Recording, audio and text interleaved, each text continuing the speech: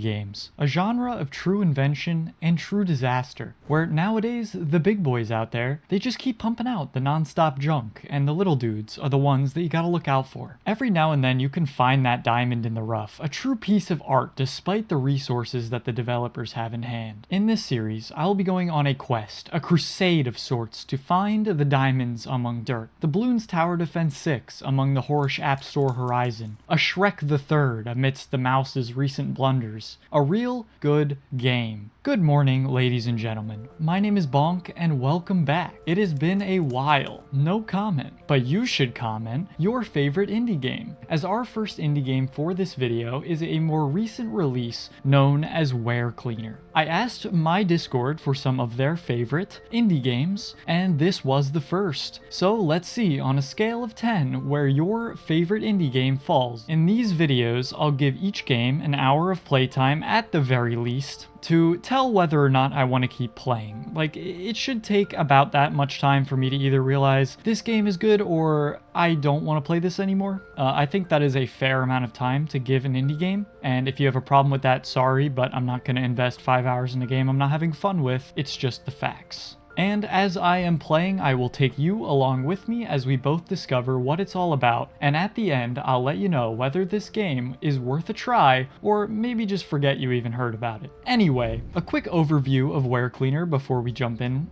with you guys for the first time. WereCleaner is a stealth comedy game developed by the studio Howlin' Hugs, their only game, and published by USC Games, who have published a lot of other small titles. The player takes the role of a werewolf janitor that goes by the name of Kyle, and your goal is to work for free, like for real, it's unpaid overtime, unlucky bro, and clean up your place of work without cutting any threads of fate, if you're picking up what I'm putting down. Let's find out more, shall we? We start the game as a human, Kyle, finishing up his day shift on Monday. Here we meet a very important character who goes by the name of Daryl. Now, Daryl, he is a security guard at the office who greets you as a friend every day, it seems. But there's a hidden darkness lurking beneath the surface of Daryl, and he's really just a smiling friend's facade. And as the game continues, you find out who Daryl is under the surface. I won't go too deep now into what Daryl's about and like his main role in the game, as for now he's just the homie Daryl. Kyle and Daryl first discuss Kyle's horrible investment in NFTs and how he is now worried that his rent will not be paid on time and he really needs this paycheck. Foreshadowing.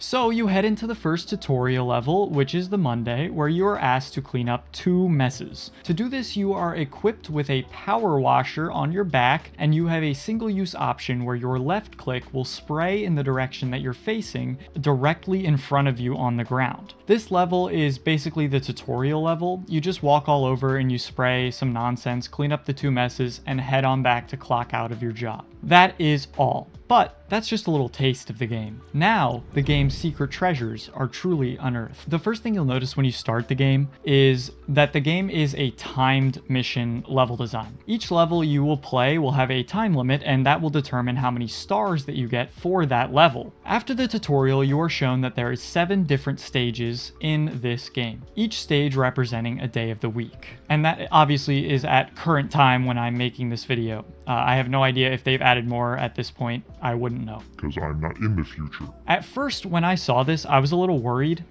Even knowing it's an indie game, 7 levels did seem a little low, but when I actually started playing the game, come to find out, I was happily mistaken. This is because of the premise of the game. It's that after the first tutorial mission, Monday, Kyle the janitor is told that all Happy Hug employees will have to work overnight unpaid shifts for the entire week or they will not get their paychecks. Now, poor Kyle, if he doesn't get his paycheck, will not be able to afford his Andrew Tate coin. So he has to go into work. He needs this paycheck. The problem arises when, you know, come to find out, even though the player already kind of knew this because the game's called WereCleaner, Kyle is a werewolf, and homie starts spiraling into a panic attack, thinking about how he'll have to sneak around as a wolf at night, and, you know, that's the only way he's going to be able to pay his rent. And he might even have to commit unaliving if his coworkers are to spot him as a werewolf.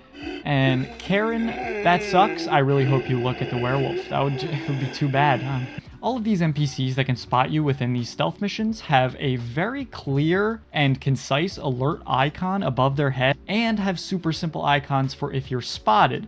They're very easy to see, they pop up quick, they work almost 100% of the time. It is one of the main things that I immediately noticed how much I like about this game compared to a lot of other stealth games I've played. The simpleness of it being an indie game has allowed them to kind of downscale the amount of different things that are going on that can get you caught and get you all that. It is boiled down to its minimum, but that's what makes it so entertaining to play. It's clear, you practice, you get used to what's happening, you know where the people work, how long they're working there, you remember which routes they're going to be taking most of the time. It's something that helps you kind of get used to the game and learn the game in a way that a lot of other bigger stealth games don't have until you've been playing it for a really, really long time. And you kind of get used to the different intricacies of the alertness system and how you can be spotted. So anyway, time to head into Kyle's first or second day technically, but that first level was more of like a tutorial, but it was technically a Monday. So here we are, working his unpaid night shift Tuesday. You see what's known as the Were manual, basically a how-to on how to get away with game ending in this werewolf related situation. Want to know how to do it? Well, you eat them. If you're spotted, you gotta eat them. And you munch down on Stacy from HR. She never stood a chance. But not only that, but the extra layer that this game mechanic adds where you have to eat people is that if you were spotted, it will 100% hurt your score no matter what. There's no way around it. See, each level has 5 stars and a Kyle badge. This Kyle badge is only obtainable in a mission if you complete it without committing the no-no action. Along with that, if you do it and you end up eating, there will be a whole mess that you have to clean up. And in order to not be spotted, you have to clean it up. So this will hurt your time even more, resulting in most likely a reduction of your star score. So you have to sneak around, you have to clean, and you have to try to not get caught, even though it is really fun to get caught. The story of this game picks up in this second level, and let me tell you, yeah, for such a short game, this little Kyle Daryl story arc, it is really cool, and I loved reading the dialogue in this game, which I normally would run right through in a small game like this. See, this time, unlike before, when you get to work and you speak to Daryl on the intercom, he starts to get suspicious. He thinks you might sound a little bit different, and you know, he's a little uneasy. Monday is super simple and a super easy level, and I think it took me like 40 seconds. Tuesday is also a really easy level, although I did commit the oof and lost the Kyle badge my first go through. Something else I'd like to mention that adds an air of replayability to this game is that in all these levels there are collectibles. They kind of like glow gold. You can find them around the map in different areas. And when you grab them, you can see some like lore shit in like the main starting page, the main menu of the game. So it's fun.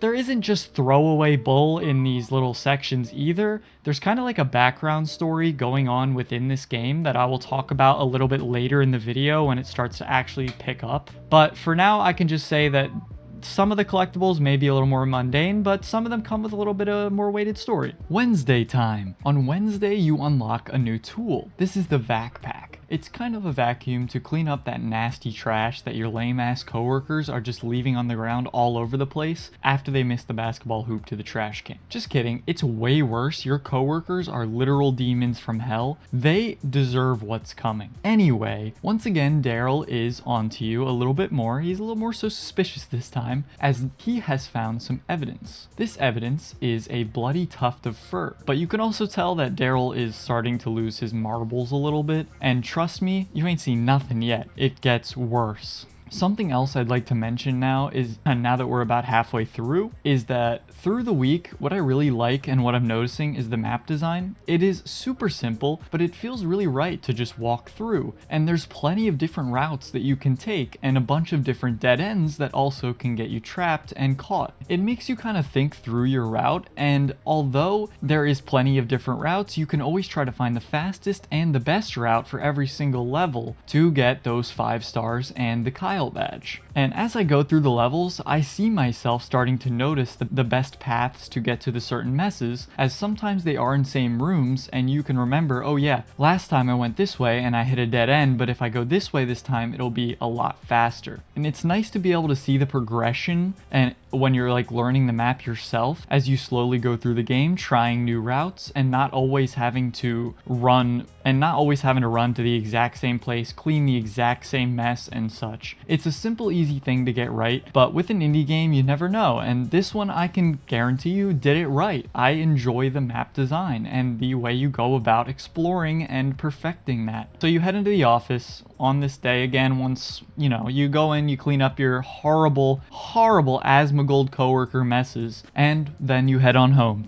after you clock out to crack a cold one. Thursday. Today your vac pack evolves because now it's got the capability of firing little trash balls to distract Ron, the forklift driver. See, if you shoot these little trash balls, the closest coworker will walk over and pick up the ball and then place it into the closest trash bin, allowing you to kind of mess with the NPC routes to increase your time and give yourself a more manual way to create better routes. Surprisingly, I guess they care about paper trash and not the you see some of this stuff in the footage I'm showing of the game. Like, how are they worried about this paper trash? I don't know, because they obviously have not gone in the bathroom. But anyway, this adds a fun, unique little gimmick that once again spices up the day's gameplay, but you can also get so many a level. I think it's about 4, I might be wrong. So you gotta be a little sparing with how you use these. Although, you can also take a paper ball back from a coworker before it gets to them, which will give you an achievement in the game, which I thought was pretty funny. And obviously in this level, once again, Daryl becomes more and more Heath Ledger, and he descends into a spiral of madness trying to catch whatever this animal is. But he's got a secret project, he tells you, that he's working on that's definitely going to catch you. So you better be ready. Clean up, clock out, 3 days to payday, baby. Just kidding. Something else to mention in this level is that one of the messes that you have to go clean up is labeled as the Rebellion Stage 1. This is when shit gets real. This starts to hint to you that there is a sort of background story going on with the coworkers in the office, and I really like that the messes are playing into the actual story of the game. Even though it's kind of a background thing, I thought it was pretty funny when I noticed that. I was like, wow, that's pretty cool. It's not a normal mess. These guys are pissed, and I would be too. So, how far will the rebellion go? I guess we'll have to wait and see. Also want to mention that another reason why I'm actually having a lot of fun with these 7 levels is that there is a actual real variety in these messes, and even some story beats linked to them like this rebellion one. So, you're not just cleaning up to clean up the same shit. I mean, sometimes the messes are pretty similar and sometimes they are the same, but there is a lot of different ones. So each day does feel slightly different, not just, yeah, okay, I'm on to the next thing, run to this place, do that, do that. It gave it a little spiciness. It's got a little spice. I love it, especially the ones where I don't actually have to clean shit, like literal shit. Ew. Friday, you unlock the Napper. Kyle is sick of this shit and is now just gonna straight up suffocate hoes. Like, for real, look at this. You know what putting a bag over someone's head does, Kyle? Right? It doesn't only blind them, Kyle. Kyle, no, please. Kyle, come on.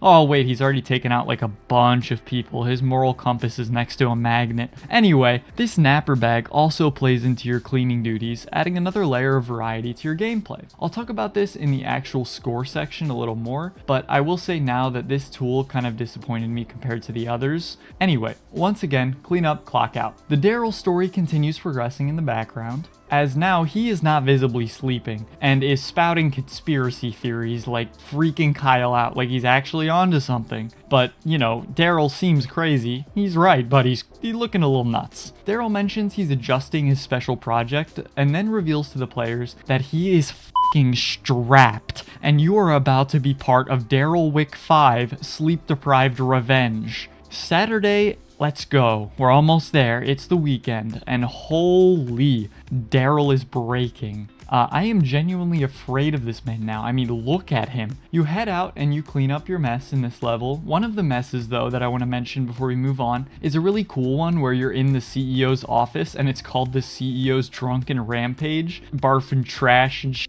everywhere. And the boss is just passed the fuck out on the couch, like napping. He is hung over. You literally can just walk around this guy, unlike all the other NPCs. He does not get alerted. He is out. He's not waking up. Bro is zonked. You also clean up the Rebellion Stage 2 in this level, showing that this background story is continuing to progress more and more as coworkers are fed up by the end of the week. But after Saturday, it's revealed that the cameras you saw in Daryl's office in the earlier day were set up. And he got your ass. And he puts it all together. Daryl is not messing around anymore, and the day of reckoning is upon you. And that day is Sunday, when shit goes down. You get a little blurb before each level, and in this one, it explains that Kyle has a plan. He is going to try to trick Daryl into thinking the monster's been vanquished through using a fake monster. Will it work? Who knows? Daryl has a new Wear Tracker T200 as you arrive to the office, and he knows you're nervous. But not only that, he's got the double barrel at the ready, and he will be coming for you throughout this stage. In this level, Daryl tracks you down with his shotgun and follows you throughout the office as you try to clean up the horrid messes that lay therein. This adds a super fun element to the stage. It is simple, but still super fun. You can't stay in one place too long to fully clean up a mess, or Daryl will corner you and you will not be able to escape without Daryl blasting. So you must take slightly different routes in order to obfuscate your path so that Daryl takes longer to get to you, and also so that you can leave yourself an escape route so you can get away.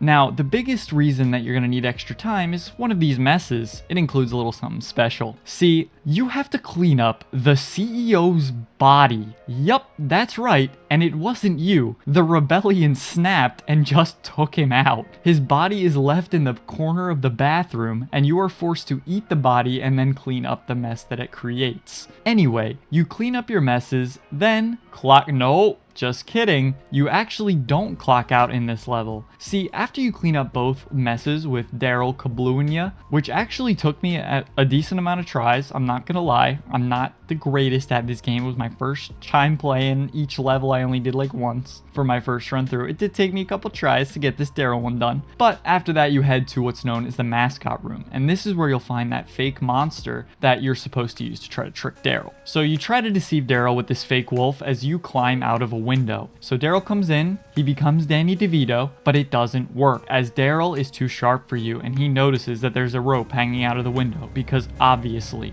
You get down the rope and Daryl does not, and yet still makes it to the ground, and you clean up your final mess, Daryl, and get paid your measly $118.50. And that's the end of the final level. A fantastic ending in my opinion, and certainly one that I was not expecting. A sincere thank you to the narrative team, especially in this game, as I did enjoy this game overall a lot, but the Daryl story throughout is really what kept me interested to keep clicking that next level right away, along with the background story of the rebellion. In tandem, I was hooked all the way through. So now that we're done with the main game thoughts, first I want to say what I liked, and then I'm going to talk about the few things that I didn't as much. Finally, giving it a score out of 10 and giving a recommendation to you whether or not I think you should go give this game a try. So, what I liked. First, story, 100%. As I kind of already explained before, Daryl's character, not only in design in these scenes, but his dialogue, sums up perfectly a man on the brink. And I'll move on since we've talked about him a lot, and there's also other rebellion stuff playing into the messes and the collectible lore and stuff.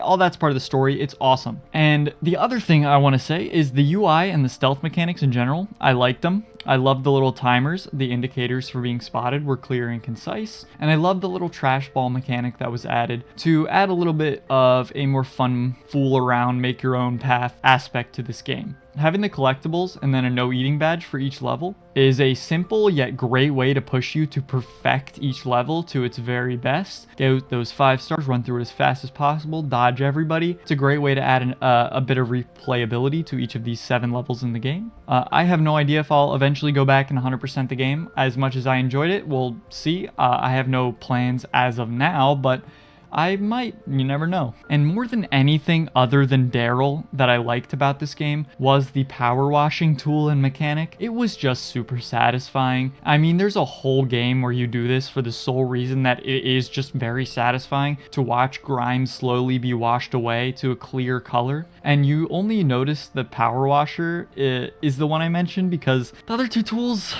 they just weren't as good. And I'm gonna explain why, obviously, in this negative section. Look, don't take this the wrong way. There's more that I love about this little gem than I hate, but there are problems that I found with the game that affected my enjoyment throughout, and I want to mention them here because I think that's important. The first thing that I want to say is the other tools, obviously, as I alluded to before. The vac pack, the paper balls were awesome, but the vacuum itself I find quite buggy. It actually just would sometimes suck things up from like 40 feet away, and then other times you're like right next to the thing and it just does not work. And I kind of just have to move around and find that niche spot till it finally registers and sucks up something. As for the napper bag, I literally never used it once on a guy. Never found a time where I thought it would have been useful. And you never have fun using it on the animals. It's monotonous. It's so much less satisfying than even the vacuum. You hit space, you hit space, you hit space, you hit space. There's like 50 fucking animals in this room, it feels like, because you're just hitting space and watching an animation. It is so boring and bad compared to the other two tools, and I don't even like the vacuum that much, but at least that one kind of still gave you that satisfying cleaning up vibe. The animal one, not at all. The other glaring issue that I had sometimes was the pacing and pathing of the NPCs, especially in the top section. With the crates, they can occasionally be a little unfair because of how quickly these crate people especially are done with their tasks. I found certain situations where it seemed like I'd be fine, and then like randomly like 3 people just show up and they just circle you and you have literally no chance of getting out. There is nothing you can do. There's no way I could have predicted they would be there. It just felt off. Like, it didn't happen a lot of times, is maybe once or twice during my initial playthrough of the 7 days, but it really did piss me off when it happened because I'm like, oh great, now I gotta lose my Kyle badge because I had no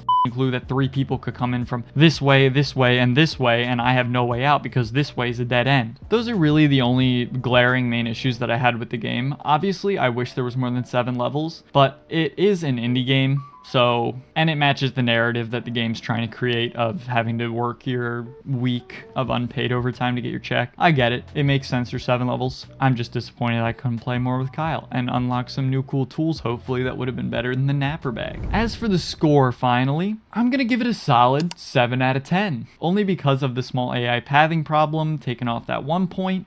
The lack of more satisfying weapons besides the power washer takes off that 2nd point. And the fact that I'm just disappointed there's only 7 levels takes the 3rd point, even though it probably shouldn't. Too bad it's happening because I want more. Now, as for whether I think you should play it, 100%. It's a free game. It's very small. If you invest some time into it, it will not feel like you wasted any time. I find it very enjoyable. If you don't, you play like the tutorial mission, you're like, this fucking sucks. You get out. You waste like 2 minutes and like barely any space on your computer. But if you're like me and you find some of these smaller games just charming and you like to run through them and have a little fun for a little bit, this is the kind of game that I'm looking for. It is good. There are a few little problems with it. I have no idea if it's been patched, updated since I made this video, but if it has, hopefully they maybe changed around some of the pathing or maybe changed the napper bag animation to be faster or something. I don't know, but I definitely think that you should give it a shot. If you're looking for a fast-paced, action-heavy, crazy game, then this is not it. If you want a chill game with funny characters and story beats that make you laugh, then WereCleaner is where it's at. So Kyle hopes to see ya at IKEA. Thank you everyone for watching. I appreciate you, especially if you're still here and if you stuck around. A few things I want to say. This series isn't going to be a set schedule thing. If I see an indie game in my Discord or in my comments section of this video or other indie game videos that may eventually come that I think looks cool and I want to try, then I will make a video on it. There will be a second one. I'm just a fan of a lot of different indie games and I want to find the best ones out there and see that's what this series is all about. Finding the best, or maybe just finding some fun quick ones like WereCleaner. Now, this video might werewolf eat my channel because of what it has, been, for the fact that it's just been so long. And also, this isn't a Warframe video, obviously. And I understand that a lot of you probably don't care to stick around, and that's fine. I realized that if I'm gonna do this, I need to go back to doing it the way that I used to make videos, which is just making videos the way I want to make them, about what I want to make them, when I want to make them. I sometimes am just at work, something pops into my head, I'm like, I'll make a video on that.